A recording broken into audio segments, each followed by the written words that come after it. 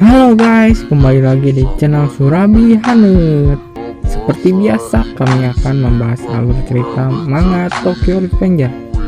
Kali ini kami akan membahas chapter 66. Jangan banyak basa-basi di awal, mari mulai pembahasannya.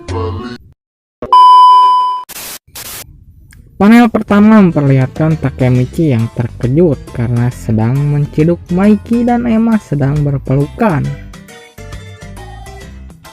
Ia pun membayangkan apa yang terjadi jika si Mang Draken melihat kemesraan si Boban dan si Jamet Emma. Pikiran si Takemichi pun kabur kemana-mana sampai ia berpikir bahwa masalah ini akan menghancurkan masa depan Toman. Di tengah kepanikannya, tidak disangka si bucin Hinata ternyata sudah ada di samping si Takemichi. Bukan hanya Hina, ternyata si Naoto juga ada di sana. Si bucin pun tidak percaya si Jamet melakukan perselingkuhan. Dengan gaya ala-ala detektif, si bucin pun mengajak Takemichi untuk menyelidiki rahasia si Boban dengan si Jamet. Si Naoto pun berkata, turuti saja kemauannya, sekarang ia lagi suka dengan serial detektif. Mereka pun mengintil kedua orang tersebut. Sampailah mereka di kafe Mang Ajat. Hina si bucin pun sampai tercengang melihat mereka berdua yang saling suap-mensuap.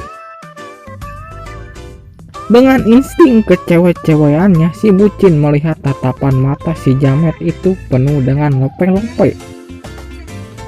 Namun bukannya melihat mata si Jamet Emma, si Takemichi malah melihat gunung kembar milik si Jamet yang besar. Si Hina pun menyadari bahwa si Takemichi salpok. Sontak ia langsung melayangkan pukulan detektifnya. Tidak disangka ternyata si Yamagishi juga sedang berada di kafe Mang Ajat. Takemichi langsung menceritakan apa yang terjadi dan Yamagishi pun memberitahu Takemichi bahwa ada rumor yang ia dengar. Si Emma dan Maiki pernah keluar bersama dari rumah Maiki dan mereka terlihat akrab. Si bucin yang mendengar itu sontak ia langsung akan melabrak mereka berdua. Ia pun mengajak si Takemichi. Takemichi pun agak takut karena yang ia labrak itu si Boban. Ia pun terkejut karena Mang Draken sudah ada di belakangnya. Saat Hina melabrak dua pasangan Jamet itu, diperlihatkan ekspresi wajah Emma, Maiki, Hina, dan Draken juga Takemichi. Namun alih-alih marah, si Mang Draken malah tertawa dan berkata, lagi ngajakin adikmu jalan-jalan Maiki. Ya, ternyata di sini terungkap bahwa Maiki dan Emma adalah saudara tiri. Dan Hina, Takemichi juga Yamagishi belum tahu soal itu. Sontak si Takemichi kelihatan marah pada si bucin dan Yamagishi karena memberikan info yang salah.